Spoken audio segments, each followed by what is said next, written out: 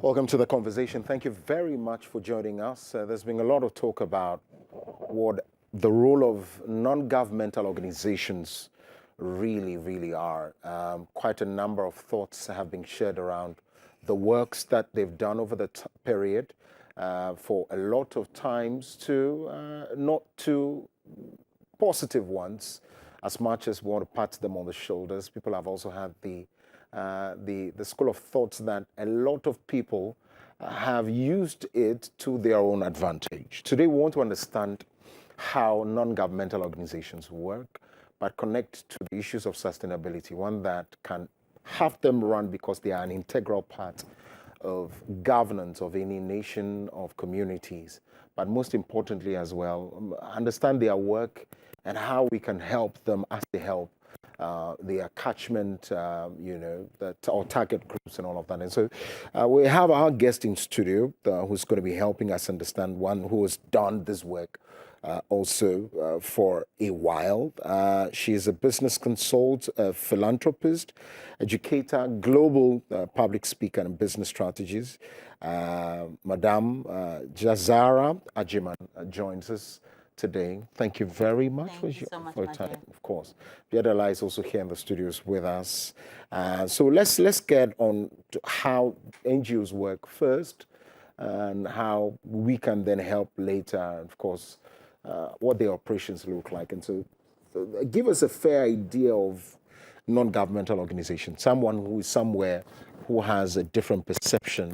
Probably you may want to clarify some of these misconceptions if there are. Simply put, a non-governmental organization is a business. Okay. The first thing I tell my NGOs, my clients, it is a business. It is a business for the community. So it's not like you are not expected to have earnings or have finances on hand. It's just that your main focus, your primary focus of that business is to support the community. It's very simple. So it's a difference between we're supporting the community as a whole, and like we're selling clothes, sodas, or whatever as a regular business does. So it is business. It but is a targeted business. at the community. Exactly. Right. Yes. Interesting. Very interesting. But I've seen a number of NGOs growing up. You know, they come up with very nice ideas. I like the idea of giving back to the community. Yes. And also, bringing people to, just to better the lives of people who probably don't have certain basic things. I've seen some NGOs give water, bills, help some schools, and all of that. I wanted to take us through the challenges, right, that you face, just carrying out these things, in these communities, so that we can fully appreciate your work. I think one of the biggest challenges is almost like what he said. People don't understand exactly what the NGO is for. They don't understand that the work that you're doing, the money that you're trying to collect, the revenue that you're trying to raise is for the community projects. It's not necessarily for you. You're not trying to make yourself rich from the NGO. You're trying to collect the funds to help the organizations, to help the schools and things like that. So one of the biggest challenges, I know most people have the challenges of finance, but before you can worry about the finance, it's a challenge of getting the purpose of your mission understood, Right. so that people will want to give to you. So once you can get past those challenges of really stating straight, this is what we want to do, making your mission plain, finding those people who feel for your mission, then the money raising becomes much easier. But you have to work very hard at showing people that you're doing the work. So for me, it's always about impact. I want to see the work being done. I want tangible things to come from it. So a lot of times when you have problems with NGOs trying to raise money or trying to get support, a lot of that is from not being able to show the tangibility in it. Right. It has to be more than just, I want to do something for children. That's amazing and is commendable. What do you want to do for them? What is the outcome you want to come from it? How is doing that going to help the community at large? So that can be the challenging portion. And since a lot of NGOs miss that particular mark, then everything else becomes a bit more difficult. So as a NGO strategist myself, I get with NGOs and I try to help them pull out their real mission so that they can really be specific about it. And that makes it easier for all the rest of the steps to fall in place. I see. Wow, that's really cool. Are you able to, I mean, as a strategist, are you able to, give them time, go and have a rethink of Absolutely. what you want to do? How are you able to help them? Because the moment you come to me, I'm like, oh, I want to do this. I have the heart for this. But you are looking at many things, maybe the business side, all of that. And then you tell me, okay, this goal will not sell or it won't go somewhere. How are you able to, do you have some training programs? How do you do it so that it's aligned with good, outcome, so to say? Thank you for that question because it's really important. So the main thing that I do as an NGO strategist is monthly workshops. Every month I give workshops, full day workshops. It's called the Essential NGO Workshop. And that workshop is to do exactly that. We brainstorm. Because as I said, you can say, I have a heart for the children. That's wonderful. Let's figure out exactly what you want to do, how you want to go about it. Then we have another workshop, which is just about funding, fundraising, and finding sponsorships and partnerships. The important part about being an NGO is educating yourself. Like any business, like anything you do, you have to practice. You have to educate yourself. Even me as an educator, I have a mentor. We all have mentors. The greatest soccer player in the world has somebody that is mentoring him. So as long as you keep an open mind and know, yes, you have a passion, and that passion is what fuels your mission, you still need the education as to how to make that mission move forward. So if you come, I will never say, oh, you can't do that. Nobody's going to be interested. Because that's false. Somebody is interested in everything.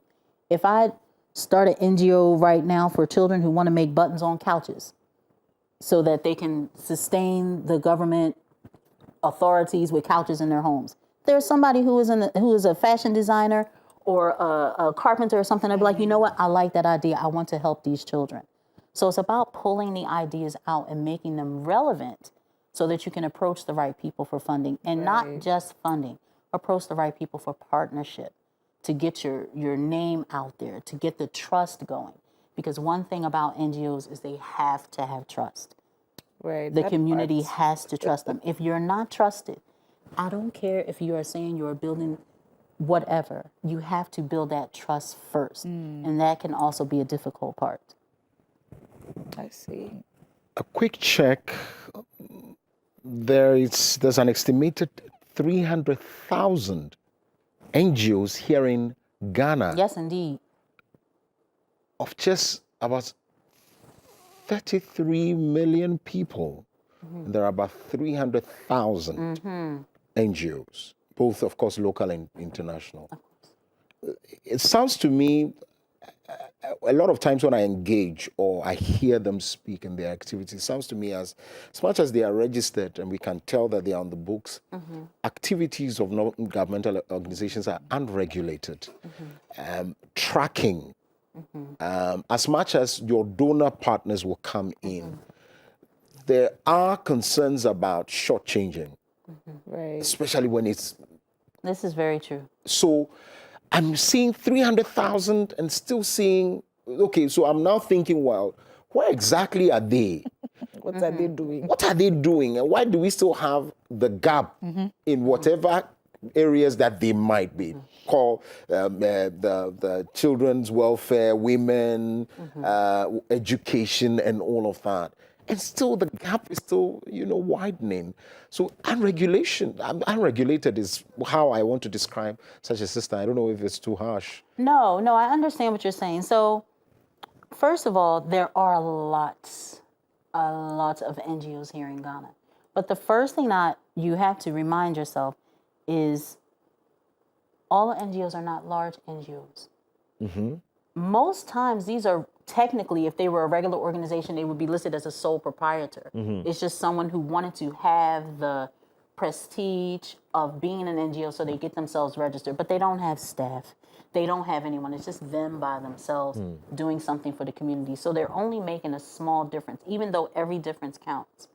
So you may not see on a larger scale that this person has been working with one school for 10 years, just making sure this one school is able to eat. Okay? So as far as the regulations with NGOs, I'm not sure how that goes as far as like how they keep tabs on us. But what I teach in my workshop class is to keep your data. What I teach is to be very data heavy. Record everything that you do. If you taught 10 children today, you should be having a list of those 10 children, where, when, how your money was spent. If you spent 5 hours preparing a lesson, you should have that data available for someone who wants to volunteer, who wants to partner, who wants to sponsor. Because I personally feel, now mind you, these are my personal feelings now, honey. I personally feel very, very, what would be the word? I'm very passionate about data. You understand what I'm saying? I can sit here and say anything you want. I can go to my phone and pull up spreadsheets for you. I can show you the days, the times, how many children, where I was at, what they got from it, the follow-up. So even if we are not regulated, we should be taught how to regulate ourselves. The purposes of my workshops is to teach you how to keep your data, because you never know what room you're going to come into. You never know who you might meet, who may have the partnership that clicks everything in place for you, who may have the money that's like, oh, wow, I met this person I never knew. But if you keep data, even if you're not being monitored properly, if you keep your data and we start to spread that idea that, no, you need to know how many schools you did. You need to know how many bags of cement you used to build this structure. So I do find that a lot of NGOs, as well as grassroots activists, they don't keep a lot of data. They get excited with the mission. And yeah, I mean, your heart, hey, me and the students that I teach, I get very excited. You know, we're dancing, we're learning. But as I'm dancing and learning, pass around this paper so everybody can give me their name, their age, what school we're at.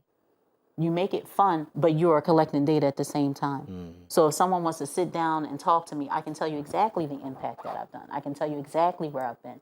If the government or anyone decides to say, pull your books, how much money did you use? What did you use the money for? I have my data here. This is how much we spent on transportation. This is how much we spent on teacher salaries. So even if you're not regulated, it's good to get the business education on how to keep your own records.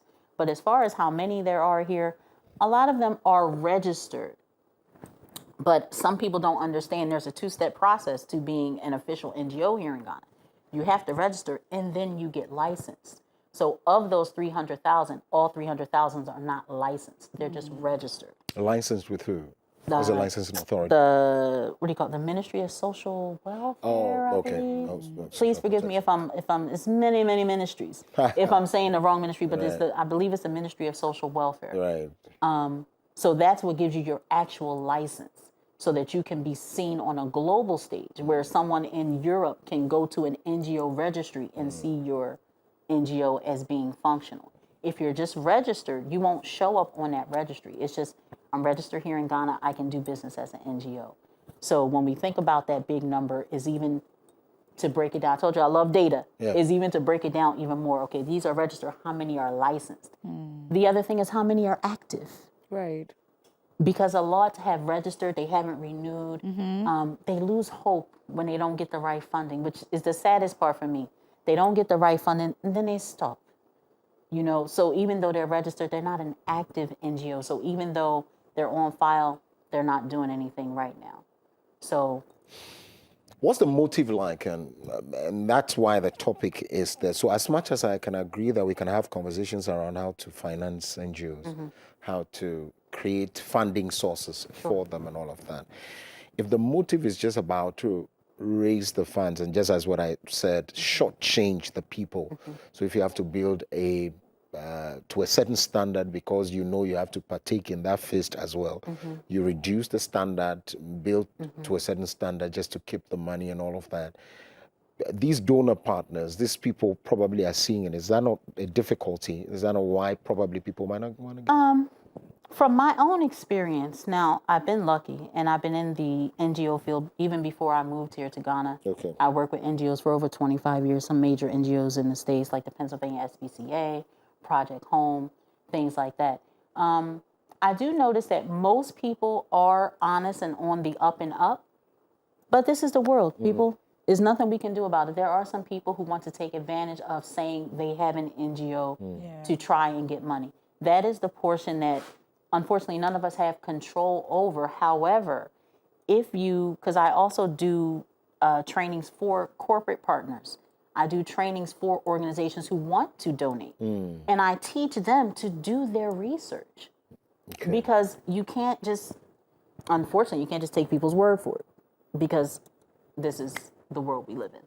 So I teach them also to do your research and make sure that the NGO is active, that they are registered, if they are licensed, if they can give you the proper information that you need before you say, yes, I'll give you money, before you say, yes, I'll attach my name to your project.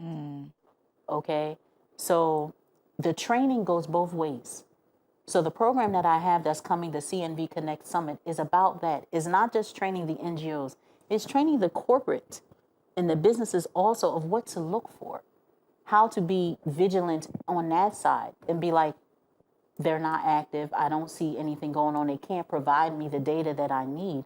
Unfortunately, I'm not going to be able to work with you. And hopefully these types of interactions move forward to other people saying, oh, well, you know, these days nobody's going to give to you unless you are active, unless you are legitimate, unless, you know, what you are doing is what you are doing, you know? I see. Interesting. After your license, after you receive your license, do you have people, reps from that office coming in to find anything for themselves?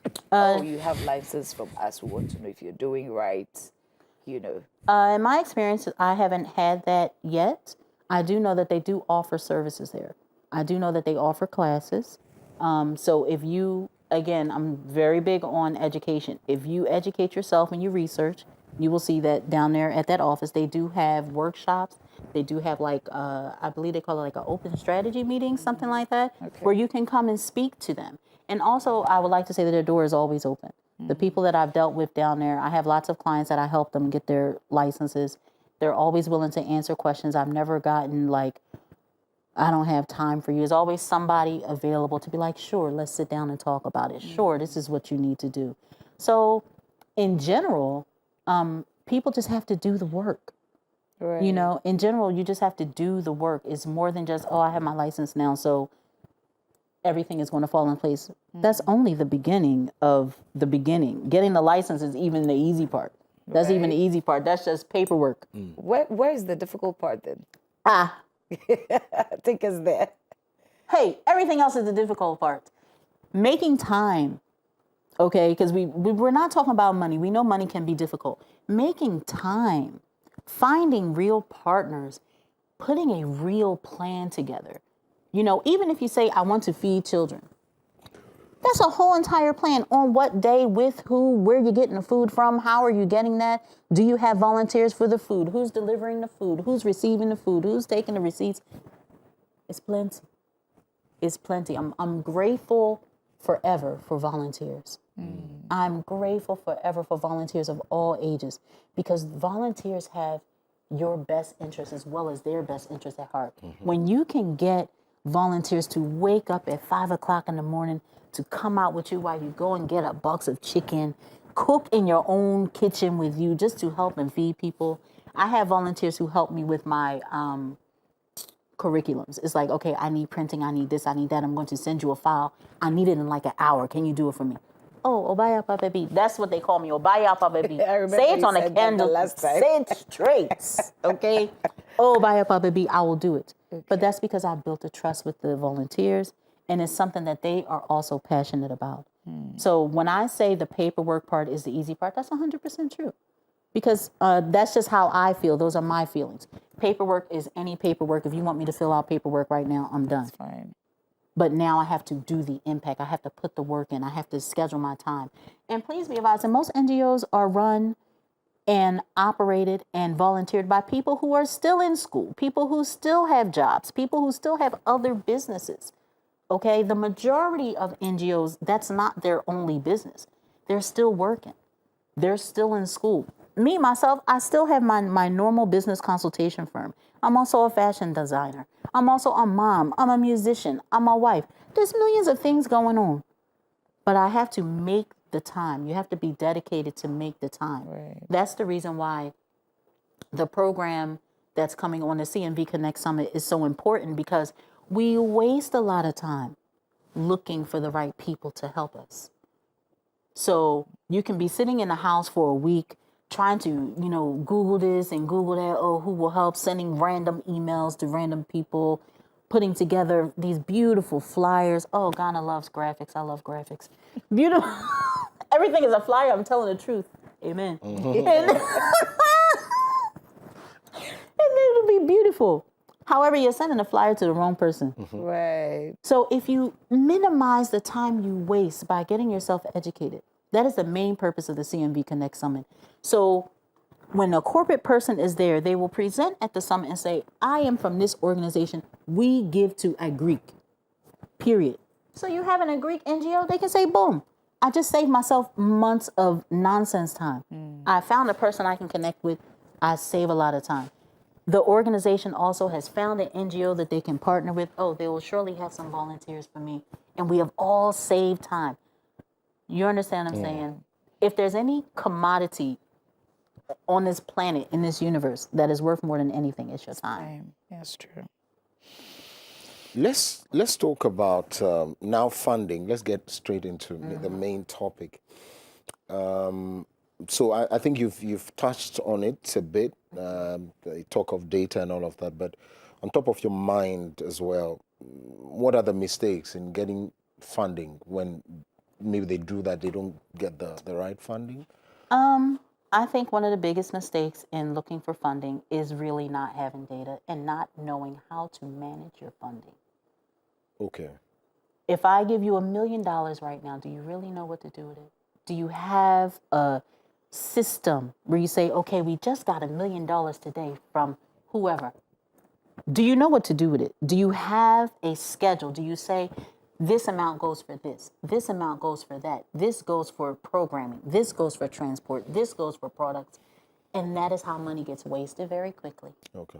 That is how money is mismanaged, not just in NGOs, in business in general. Right. We all know a story of rich people win the lottery, millions of dollars. They are broke 6 months later because they don't know how to manage the money.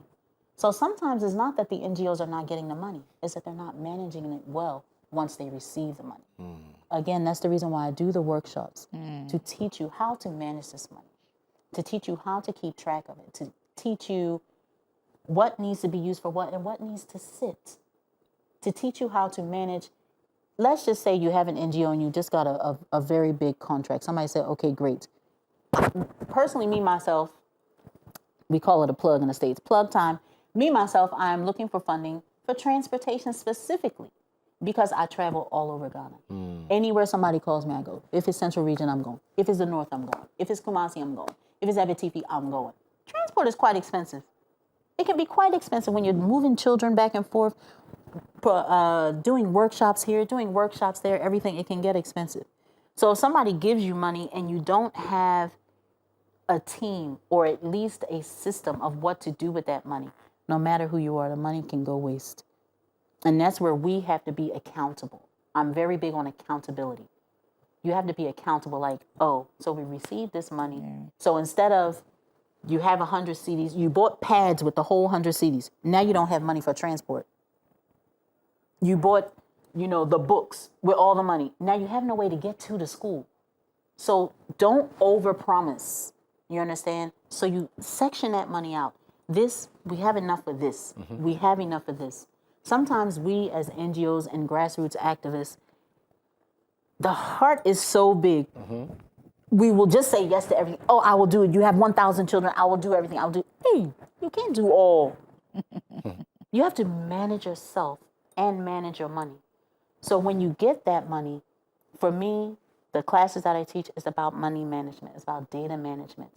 So even if you have a small amount, you can say, yes, we only provided for 5 students, but the full program was done. We were able to get there, get back, give something to these people, and whatever, and this happened. It's better that you help 5 people have your data and everything in order than for you to have product that you can't even deliver to who needs it. And then you put yourself in a second situation. Now you're trying to raise more money because you need funding for transport or something. So it really is about management. And the biggest mistake that NGOs tend to make is data and management of their finances. Right. Time check is 9:30 a.m. We'll take a quick break. When we come back, we still are talking about how to, finance NGOs. What are the mistakes? We've touched on that, and how to manage it such that in the very competitive environment of getting a lot of funding for your works, you're able to also get your part.